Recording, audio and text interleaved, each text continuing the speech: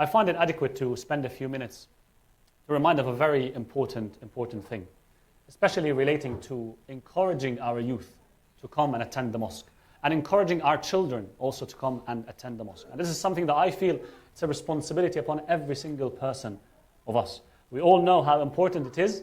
We all know how important it is to attend the mosque. I don't have to repeat the narrations from the Prophet and the Ahlul Bayt telling us how important it is to even sit in the house of God. Just sit and breathe in the house of God. How great it is. I'm pretty sure that our youth know it, our elders know it, our children, inshallah, they also learn it and they know it.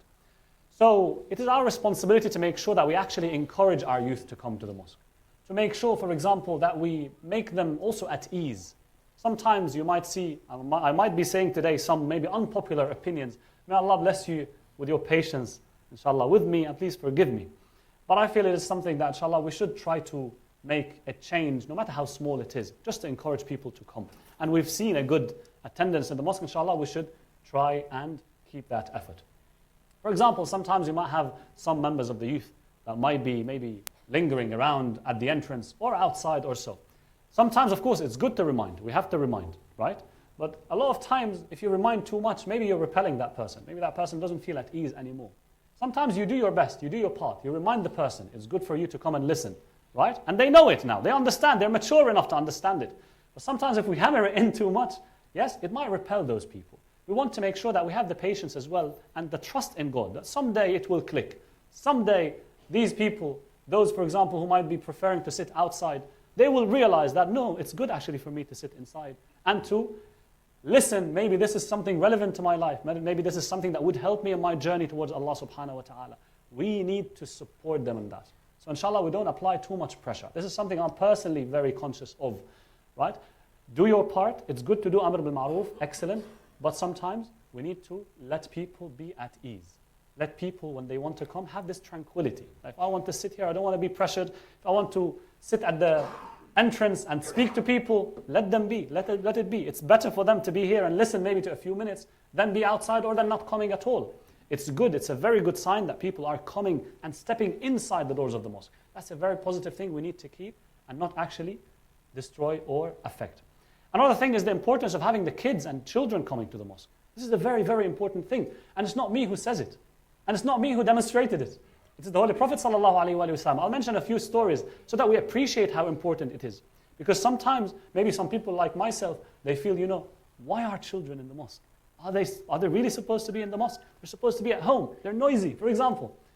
But no, that's not what the Prophet did. And we're followers of whom? We're followers of the religion of the Prophet, not my religion. This mosque belongs to the Prophet. It doesn't belong to anyone else. It belongs to Allah subhanahu wa ta'ala. It's not my house. It's not your house. We don't have the right to say who comes in and who doesn't. We don't have the right. It's not my house. It's not your house. So let's see the owner of this house, Allah subhanahu wa ta'ala, through His messenger. A few stories that I thought to share with you, that the Prophet sallallahu alaihi wasallam, it is narrated, that he would be leading salat. Can you imagine? Imam leading salat.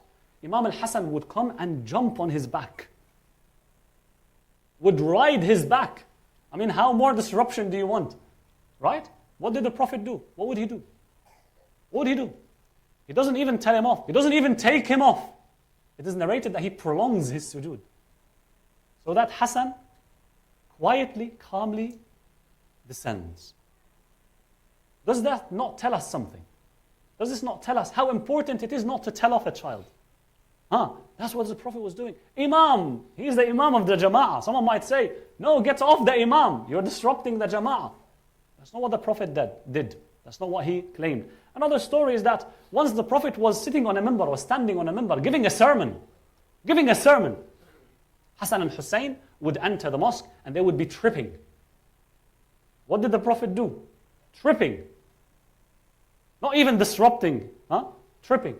The Prophet cut his sermon, went down, hugged Hassan and Hussein, and brought them with him. He's teaching us that, it is important that we treat children with delicacy. We need to be delicate with them.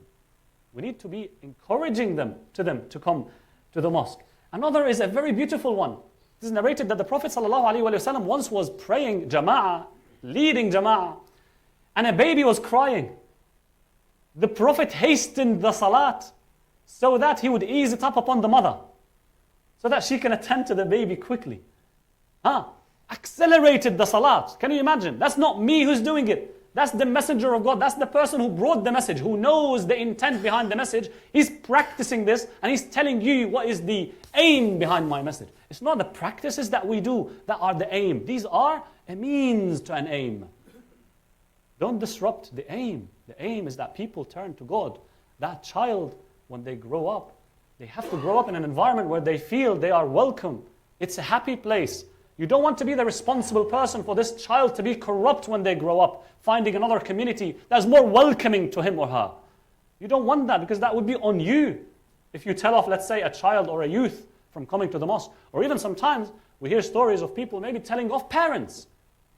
Why do you bring your children to the mosque? Would you tell the Prophet this? Honestly, would I be telling the Prophet, astaghfirullah, why are you bringing your children to the mosque? Because some people, they would stop coming to the mosque, and we know maybe people who don't come to the mosque because they fear being told off. Of course, it's not to say that the parents should not observe their responsibility in ensuring that the children are not too disruptive. But what is really the level of disruption that the kids would do in the mosque? What is it?